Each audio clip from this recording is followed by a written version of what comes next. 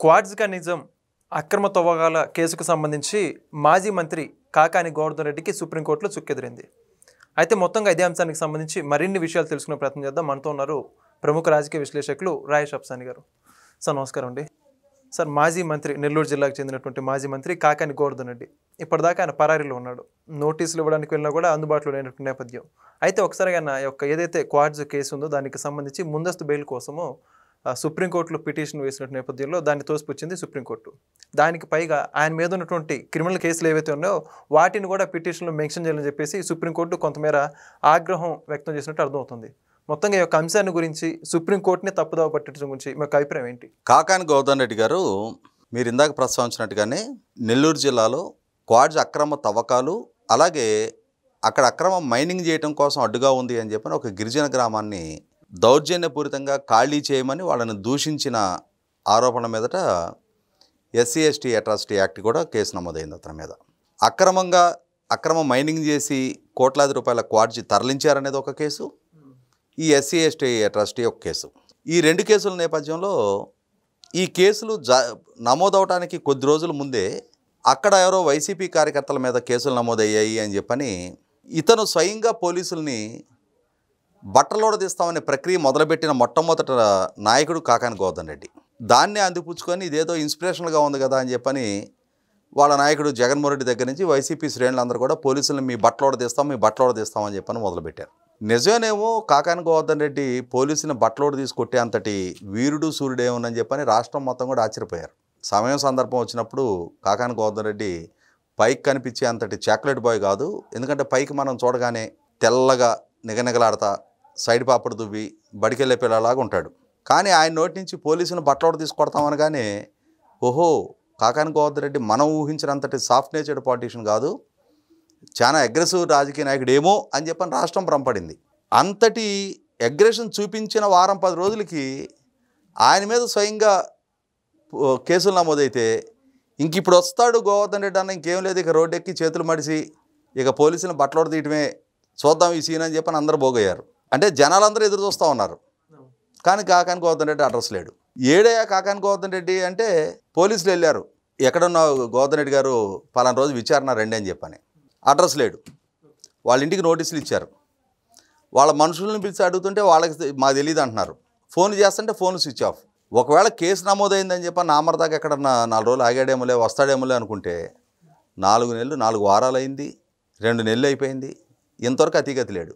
సరే, మరి ఓ పక్క చూస్తేనేమో కోర్టులను అప్రోచ్ అవుతున్నాడు, లాయర్లను బాగానే ఎంగేజ్ చేసుకుంటున్నాడు. కోర్టుల్లో చూస్తేనేమో ప్రతికూలంగా ఫలితాలు వస్తూ ఉన్నాయి, నువ్వు విచారణకు సహకరించాల్సిందే ముందని చెప్తున్నారు కోర్టుల్లో. చివరికి సుప్రీంకోర్టుని అప్రోచ్ అయ్యాడు. సుప్రీంకోర్టులో ఏం చెప్పాడు?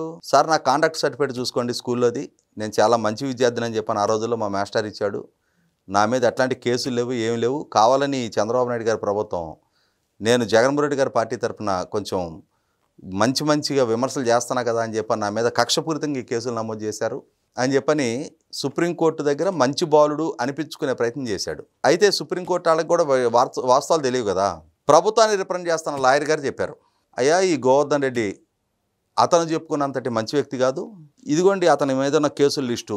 సరే, సహజంగా ఏమనుకుంటారు సుప్రీంకోర్టు వాళ్ళు కూడా, ప్రభుత్వం ఆల్రెడీ నా మీద కక్షపూరితంగా ఉందని చెప్పని గోవర్ధన్ రెడ్డి చెప్తున్నాడు కదా, ప్రభుత్వం కావాలని ఇవన్నీ కల్పితంగా ఈ కేసుల నెంబర్లు చెప్తుందేమోనని చెప్పని అనుకుంటారేమోనని చెప్పని ఈ ప్రభుత్వాన్ని రిప్రజెంట్ చేస్తున్న లాయర్ గారు, సార్ అవి మేము రాసిచ్చిన లిస్టు కాదు, మన నామినేషన్ అప్పుడు ఎలక్షన్ అప్పుడు వీటిలో అతను వేసుకున్న లిస్ట్, అది నామినేషన్ సందర్భంగా అతని మీద ఏమేం కేసులు ఉన్నాయి అనేది నామినేషన్ సందర్భంగా అతను వేసిన అప్పుడు వీటిలో మెన్షన్ చేసిన కేసులు అవన్నీ కూడా.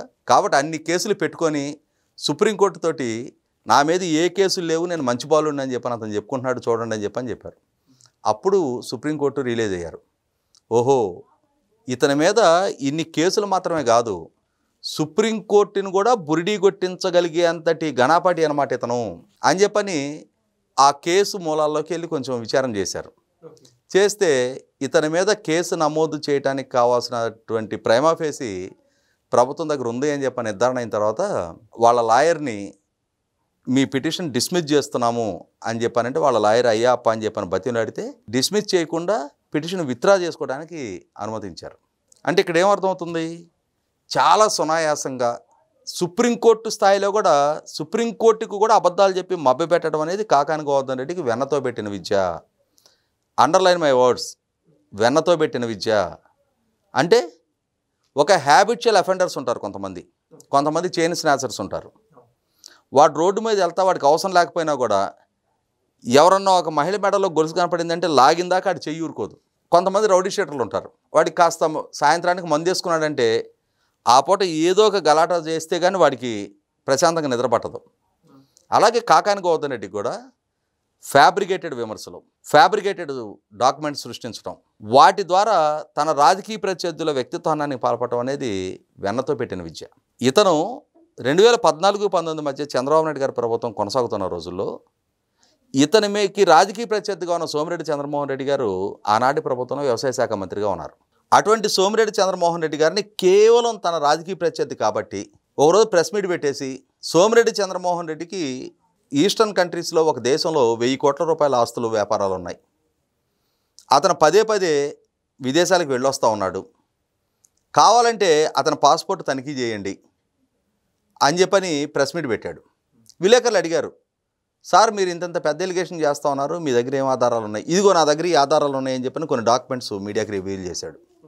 ఒకరోజంతా మారుమోగిపోయింది. నిజంగానే సోమిరెడ్డి చంద్రమోహన్ రెడ్డి చూడటానికి బక్కపలచగా ఉంటాడు, 1000 కోట్లు కొట్టేసి ఆ దేశంలో పెట్టాడా అని చెప్పని రాష్ట్రంలో చాలామంది నమ్మేశారు. ఈ సోమిరెడ్డి చంద్రమోహన్ రెడ్డి గారు అయ్యా బాబు నాకేం లేవు అట్లాంటి ఆస్తులు అని చెప్పినా వినేవాళ్ళు లేడు. నిజంగానే 1000 కాకపోతే 850 అన్నీ ఉండే ఉంటాయి, అసలు ఏం లేనిదే చెప్తాడా కాకాని గోవర్ధన్ రెడ్డి లాంటి అంత స్వచ్ఛమైన నాయకుడు అని చెప్పని ప్రజలు కూడా నమ్మటం మొదలుపెట్టారు. అప్పుడు సోమిరెడ్డి చంద్రమోహన్ రెడ్డి గారు డీజీపీ గారికి కంప్లైంట్ ఇచ్చాడు. ఈ డాక్యుమెంట్స్ ఫ్యాబ్రికేటెడ్ డాక్యుమెంట్స్, నా జీవితంలో నేను ఎప్పుడు ఆ దేశం అడుగుపెట్టలా, నేను అక్కడ పదే పర్యటిస్తున్నట్టుగా చూపిస్తున్న ఈ పాస్పోర్ట్ కూడా నాది కాదు, మీరు దీని మూలాల్లోకి వెళ్ళి విచారణ చేయండి అని చెప్పని కంప్లైంట్ ఇచ్చిన మీదట పోలీసులు ఒక రాష్ట్ర మంత్రి గురించి ఆయన వ్యక్తిత్వం గురించి వ్యక్తిత్వ హననానికి పాల్పడుతున్న నేపథ్యంలో వాళ్ళు లోతుగా విచారణ చేయటం మొదలుపెట్టారు. మొదలుపెడితే మొత్తం ఫ్యాబ్రికేటెడ్ డాక్యుమెంట్స్, అంటే ఫోర్జెడ్ అండ్ ఫ్యాబ్రికేటెడ్ డాక్యుమెంట్స్ సృష్టించి కాకాని గోవర్ధన్ రెడ్డి తన రాజకీయ ప్రత్యర్థి అయిన సోమిరెడ్డి చంద్రమోహన్ రెడ్డి గారి వ్యక్తిత్వానికి పాల్పడ్డాడు. ఏమంటే కేసు రిజిస్టర్ అయింది. ఇతను అదుపులోకి తీసుకోవడానికి అంటే ఈ డాక్యుమెంట్స్ సృష్టించింది ఒక జెరాక్స్ సెంటర్ అని చెప్పని నిర్ధారణ అయింది. తిరుపతికి సంబంధించిన ఒక జెరాక్స్ సెంటర్. వాడిని అరెస్ట్ చేశారు. వాడు చెప్పాడు, ఏం లేదు సార్ ఇదంతా ఆయన అడిగితే మేము చేసి ఇచ్చామని చెప్పాడు. ఈయన కోసం ఎదగటం మొదలు పెడితే ఇప్పుడు ఎలా అయితే 2 నెలల పాటు అతిగతి లేడో అప్పుడు కూడా అంతే. అబ్స్కాండ్, నేను ఇందా చెప్పింది అదే, హ్యాబిచువల్ అఫెండర్స్, ఫోర్జెడ్ డాక్యుమెంట్లు, రాష్ట్రాన్ని మీడియాని మభ్యపెట్టిన కాకాని గోవర్ధన్ రెడ్డి ఇవాళ సుప్రీంకోర్టుని మభ్యపెట్టడంలో విచిత్రమే ఉంది. ఆ రోజు పరారయ్యాడు పరిస్థితులు ప్రతికూలించిన తర్వాత, ఇప్పుడు పరారే అయ్యాడు. అంటే పరారవ్వటం అనేది అతనికి వెనతో పెట్టిన విద్య. ఇక్కడ ఇంకొక అంశం కూడా గుర్తు చేసుకోవాలి, ఇతని దగ్గర ఇంకొక ఘనకార్యం కూడా ఉంది. ఇతను జగన్మోహన్ రెడ్డి గారి హయాంలో మంత్రిగా ప్రమాణ స్వీకారం చేశాడు. 2022 ఏప్రిల్లో జరిగిన మంత్రివర్గ పునర్వ్యవస్థీకరణలో అంతకుముందు అదే నియోజకవర్గానికి చెందిన సోమిరెడ్డి చంద్రమోహన్ రెడ్డి గారు చేసిన వ్యవసాయ శాఖలే ఈయన కూడా కట్టబెట్టారు. వ్యవసాయ శాఖ మంత్రికి ఇవాళ ప్రమాణ స్వీకారం చేశాడు. ఇవాళ రాత్రి సోమిరెడ్డి చంద్రమోహన్ రెడ్డి గారు నమోదు చేసిన ఈ ఫోర్జర్ కేసుకు సంబంధించిన ఫైలు నెల్లూరు కోర్టు రూమ్ నుంచి దాన్ని లిఫ్ట్ చేయించాడు. ఆ ఎస్పీ విజయారావు ఆయన ప్రెస్ మీట్ పెట్టి చెప్తాడు, ఎవరో దొంగలని కుక్కలు తరిమితే ఆ దొంగలు పారిపోతూ కోర్టు ప్రాంగణంలోకి వచ్చారు. కోర్టు ప్రాంగణంలో ఈ రికార్డు రూమ్ తలుపులు తీసుంటాం చూసి సూటిగా ఆ రూమ్లోకి వెళ్ళారు. ఆ రూమ్లో ఉన్న 3 బీరువాల్లో ఈ ఫైల్ ఉన్న బీరువానే తలుపులు తీసిపెట్టుంది. వాళ్ళు ఈ బ్యాగులో డబ్బులు ఉంటాయేమోనని చెప్పని ఆ బ్యాగ్ సంకన పెట్టుకెళ్ళారు అని చెప్పని సినిమా స్టోరీలు చెప్తాడు ఎస్పీ. అంటే ఈయన మంత్రిగా ప్రమాణ స్వీకారం చేసిన రోజే ఆయనకి సంబంధించిన ఆయన మీద నమోదయ్యి ఉన్న ఫోర్జరీ కేసు, ఆ కేసుకు సంబంధించిన రికార్డు కోర్టు రూమ్ నుంచి మాయమైపోద్ది. చివరికి అది ఇష్యూ సిబిఐకి చేరింది. సిబిఐ విచారణ ఉంది ఇవాళ, ఇప్పుడు జరుగుతోంది ఆయన మీద సిబిఐ విచారణ. ఇన్ని కేసులు ఆయన మీద పెట్టుకొని ఆయన సుప్రీంకోర్టుకి నేను ఆణిముచ్చాను సార్, స్వాతిముచ్చాను సార్, అమాయకుడిని సార్, నా మీద అసలు ఏం కేసులు లేవు సార్, ఈ చంద్రబాబు నాయుడు గారి ప్రభుత్వం నా మీద అన్ని కేసులు పెడుతుంది సార్, కక్షపూరితంగా వ్యవహరిస్తున్నారు సార్, మాకు మళ్ళీ అధికారం వస్తే మాత్రం నేను పోలీసులు మాత్రం బట్టోడ తీసుకొడతా సార్ అని చెప్తున్నాడు. రాష్ట్రానికి, సర్వేపల్లి ప్రజలకి, ముఖ్యంగా వైసీపీ శ్రేణులకు కూడా తెలుసు ఎంతటి పచ్చి అవకాశవాది కాకాని గోవర్ధన్ రెడ్డి అని. ఒకనాడు అదే సోమిరెడ్డి చంద్రమోహన్ రెడ్డి గారి ఆశీస్సులతోటే అదే నెల్లూరు జిల్లాలో అతనికి రాజకీయంగా ఒక స్థాయి గౌరవం దక్కింది. ఇవాళ అదే సోమిరెడ్డి చంద్రమోహన్ రెడ్డి గారితో విభేదిస్తూ రాజకీయంగా ఆయనని కనుమరుగు చేయాలి అని చెప్పని వ్యక్తిత్వానికి పాల్పడుతూ కొన్నాళ్ళు ఎవరి డ్రామాలైనా నడుస్తాయి, కొన్నాళ్ళు కొంతమందిని మోసం చేయగలుగుతారు.